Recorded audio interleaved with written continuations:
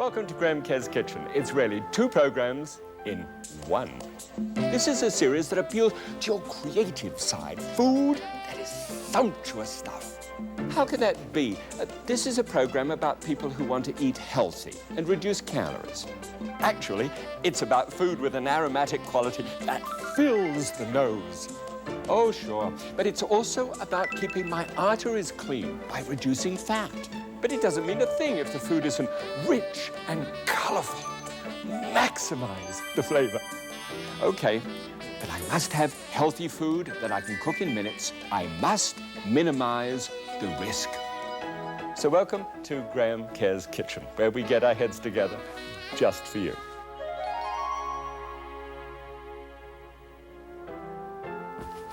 Well, it's very close to the most fabulous family time of the whole year, isn't it? When we put on 5 pounds of subcutaneous fatty tissues around our middles and say, wasn't that fun? Actually, that's about the amount that we put on in about the next 80-odd days, you know, between Thanksgiving and New Year's. Tell you what, I'm going to roast and use the basic method to roast this turkey, but you could say, well, this is for lamb or roast pork or roast ham, whatever you like, baked ham.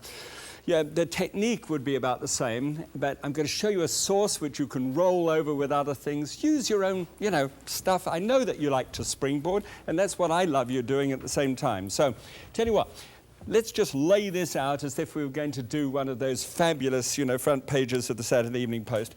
And in this particular case, we've got a kind of cranberry charred relish, which is very unusual. This is for Thanksgiving, or you can use it for, the time for Christmas as well. And just sketch this in as well. This is going to be the sauce. It's going to be orangey because it's got both oranges and apples in it, which is rather neat. And then to get the green on there, and you know me by now, I love Swiss chard. I just think it's really tremendous. I'm nearly out of the Swiss chard. I'll get into some other vegetables soon. But it's so good. So that will go in there.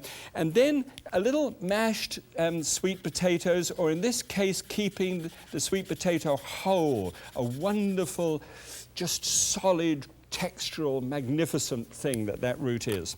So there it is with the turkey lying under the side of it. So I think from a balance point of view, it'll look pretty good, all right? So if you're ready for one of those special treats in our whole year when the whole family gets together, and we can do this without putting them at so much risk, why not? Okay, come along and show you how.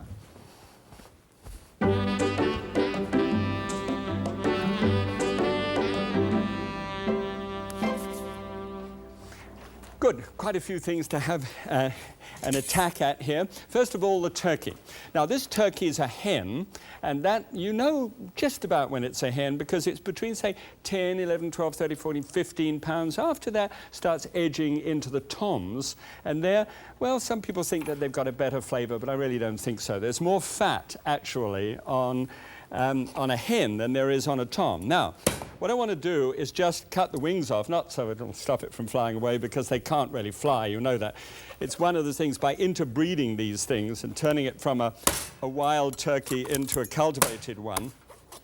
It actually is so big-breasted, it flaps its wings to try and get off the ground, manages to get, you know, like the spruce goose thing. It just gets a few feet in the air and then flops down again, whereas it saves it from running away. Here is then the bird ready for it. Now, I don't roast these things because they're a little hard to get at and they're very fatty anyway, as this is really solid fat over the top. But I'm going to use these for another part of the dish to make the greatest gravy you ever tasted. We'd hope so. Okay, so this is almost ready. Now, I've got a trivet. Now, here's the old trivet here. This hasn't had a super heavy bird on it. This is actually bent so as to form a base so as to be able to keep large roasts ready. And here is a roasting pan underneath. So we just pop that onto the top and let it settle in. Now, what about a dressing? I'm not into dressings which fit inside the bird. I think they take too long to cook through, and the whole bird takes too long to cook as a result of that. I want to cook this fairly quickly. So here's rather intriguing ideas. I'm going to, oh, by the way, see this? This is a board here, and you've got raw turkey juices on it. Best thing for that, put that away, and remember, wash your hands afterwards. You can start using this until you've finished with the bird itself, but wash your hands. And that's because of salmonella and other things like that. So here, we've got an onion studded with cloves. and it's very spicy and aromatic. We also have here an orange, and to get a kind of citrus smell coming up inside it, we just simply cut around to score in around the outside of the orange there. Just that helps to release it a little bit more, and that will be ready. And then also, sage and thyme are the classic for me. It just smells of Thanksgiving and Christmas. So this is sage and this is thyme. If you can possibly get it at this season of the year, and we should be able to, surely the produce departments have got it in, and then use this. And the quantity that you do, if you take a half-cup measure and you stuff it all in and press it down, it should just about be okay. It sort of looks as if it's got life in itself, and it probably has, as it's sort of coming out again. But it is just, that's the quantity that you need to use. Now, pop that in there, say ah, and put in all the thyme and follow up with the thyme. Now this, when it heats up inside, the smell of the onion and the orange and the thyme and the sage permeates the flesh just right through, and it's really terrific. You don't find yourself missing it a bit. Okay, finished doing that washing stuff now. A little bit of good soap here, and then a hand wash. Now look, at Thanksgiving and times when we're eating a lot of people complain about tummy bugs and things. It may not just be eating too much, it could be just things like not washing hands and transferring uncooked stuff from side to side. Okay, here is just a little bit of flour on the top surface. I like putting flour on the top. It creates a nice even coloration for presentation in the final analysis. Give it a little pat. Reminds you of your kids when they're growing up. And this is just about 12 pounds now. And just 1 cup of water. Just pour 1 cup of water into the bottom.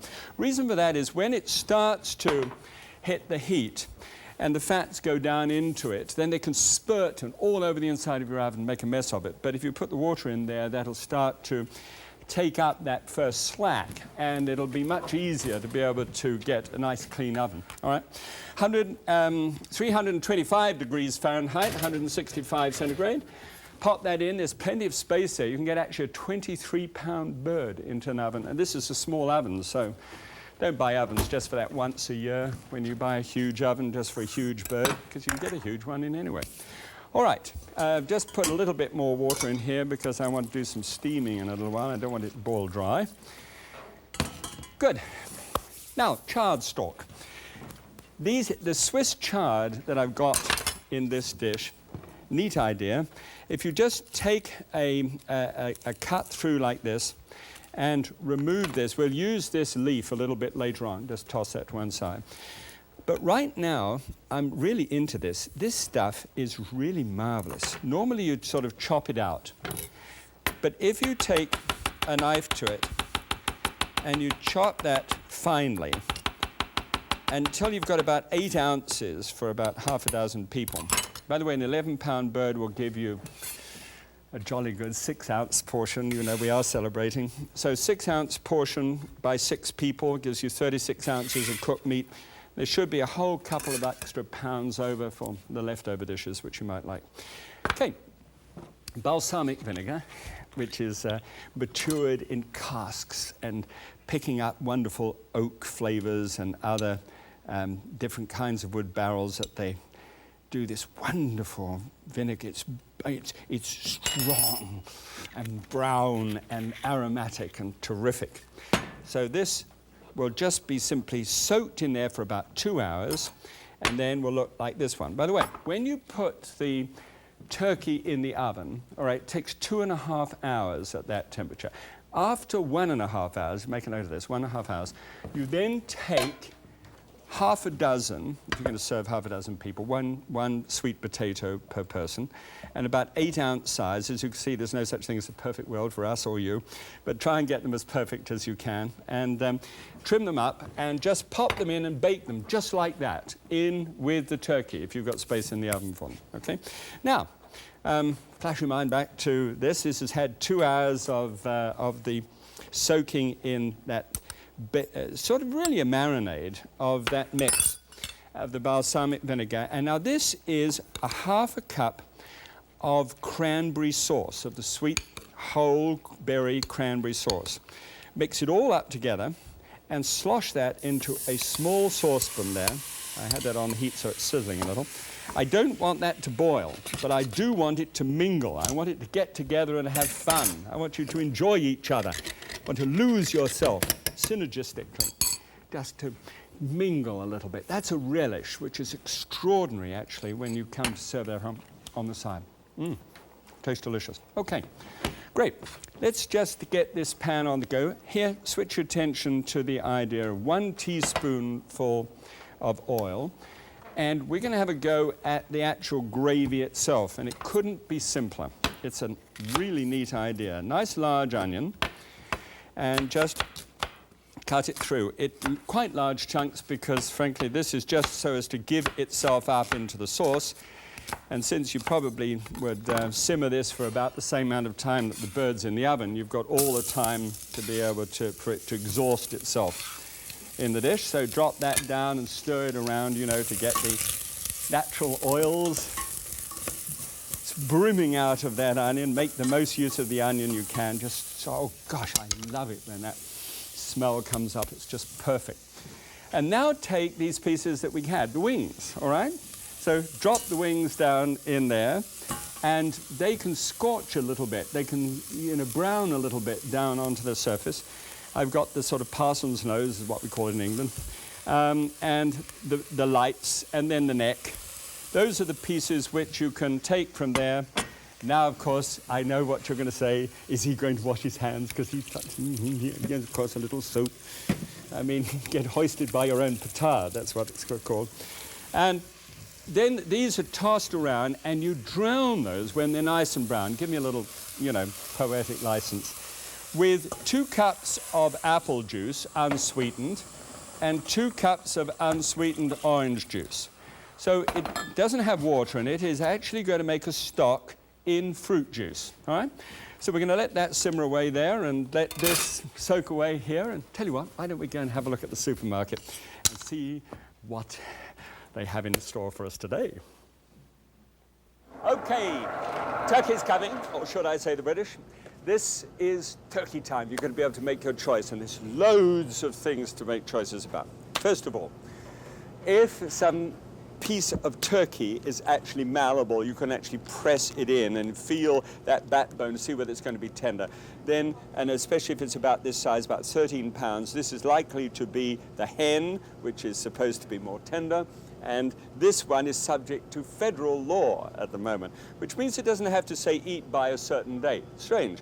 But when you take it out of the cryovac package and you put it into a separate package like this one, then you have to have a date on it which says consume by this date. You can obviously see when we did this. So that is a pretty good buy, actually, if you've got a small family and you would like to have very tender meat. It won't look like Norman Rockwell, but it'll look pretty good by the time that you've done it. It's nice, great, tender. I like it. So we'll put that on one side. I'm going to deal with the whole one at the moment. Now, if you're going to, have you ever thought about what's the difference in quality between a raw one and one of these fellas here, which are frozen? You might think to yourself, hey, I can't get the best out of life unless it's fresh. Not necessarily. If you get this one, at least into your refrigerator so that you can defrost it in 3 days, all right? 40 degrees in the fridge, defrost over 3 days. Take the wrapper off, wrap it in foil, put it on a plate so it doesn't drip on anything else. Hey, it can actually defrost well enough so that you can get a very good quality turkey. As to whether you think it's as good as a fresh one, that's going to have to be up to you. Come on, Graham, let's show us what it looks like. Back to you. So much energy. It's wonderful. Look, tell you what, here is the turkey. When the turkey's cooked, then we split the sweet potatoes and dust them with a little parsley, let the turkey set up, and double check the fact that it's at 175 degrees Fahrenheit on the internal thermometer driven into the thigh. And that will be just perfect. But you need to let the bird set up. By that means, you know, if you're roasted, and if you imagine that you were roasted and you sort of the juices expand within. No, that's horrid. Think about that. But the juices expand inside the turkey, and if you jab it with something, if you're roasting it, then all those free juices just go squirt out of it, and you get a pool of juice as a result. But by letting it set up, hey, that allows you to be able to roast it, and you don't lose all the juice. It becomes juicy in itself. Now, I just wanted to take the pan. This is the pan that we use to actually roast the turkey in. You've removed it from that, put it onto the serving platter. Now it's got all that gunk and juice and everything else in the bottom. What you do is, as a result of actually straining this mix here, do you remember how we had this? This is the gravy mix.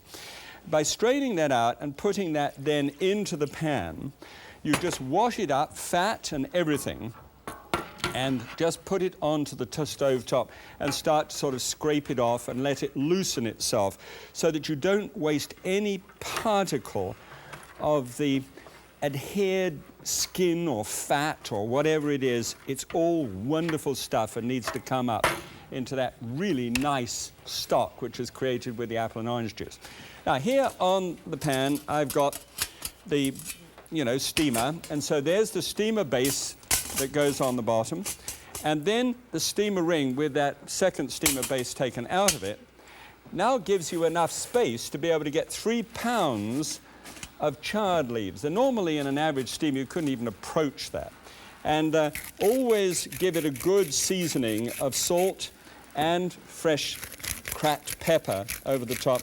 It's not a bad idea to toss it all in a bowl first of all so that you get the seasoning well mixed up. Then slap the top on and literally count 3 minutes. I mean, 3 to 4 minutes is as much as it needs. It's a wonderful, usually so overcooked. All right, so this is done. Now, here is the almost magical act. This is the strainer, and this you must have if you want to do this dish. There are plenty of these around made by all different kinds of people. And you then take the strainer and you take these pan juices and you simply pour those pan juices into that. Now scrape it all out.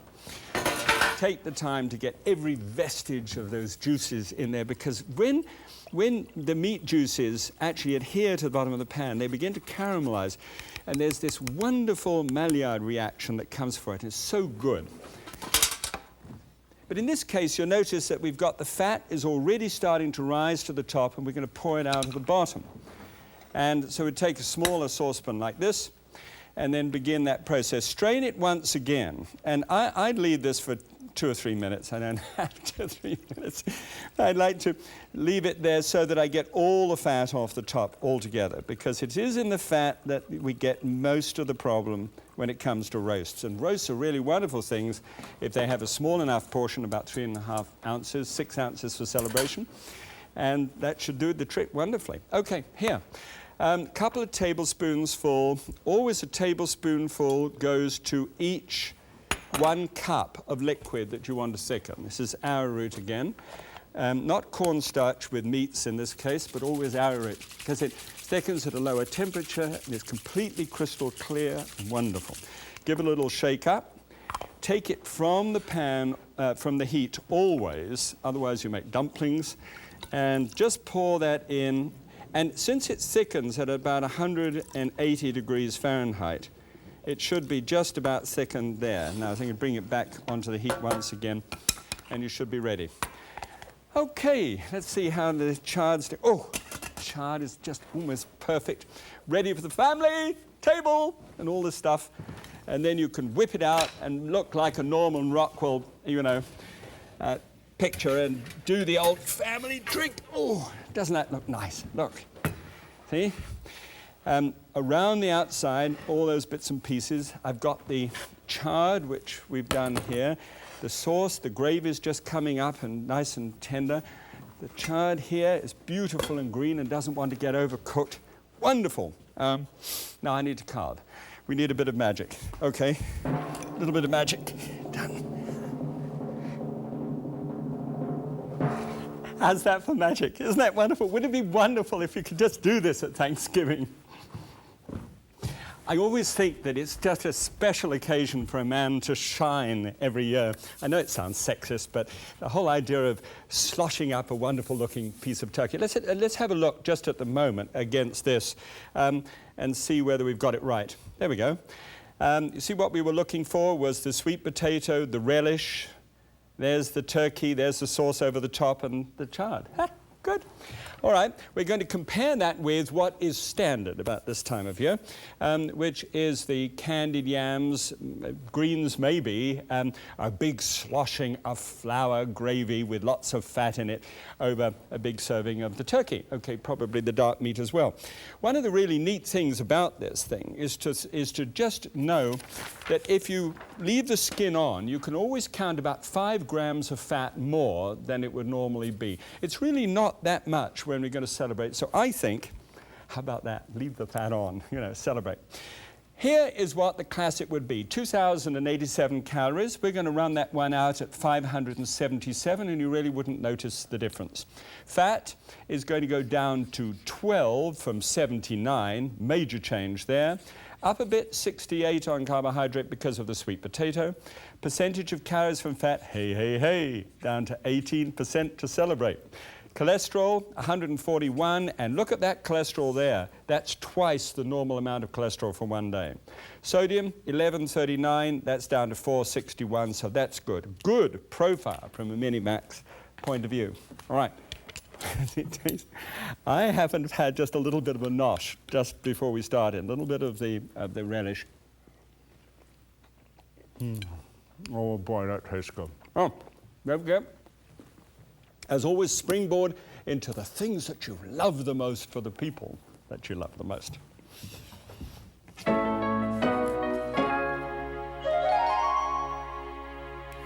Well, swallowing the turkey. That's very moist, by the way, really delicious. I thought you might just like to have a look at how you could springboard on this idea. I always say springboard, but how do you actually set about springboarding? Well, here's a suggestion. First of all, think of every plate that you're going to try and change, like this one here. Think of it broken down into 5 different compartments. The first compartment being the main item, in this case would be the turkey, obviously. The method that was used, in this case, it was just by taking the bits and pieces and making that gravy and with the apple and orange juice and that sort of thing. So that was the method, say apple and orange and apple juice. The seasoning that went into it.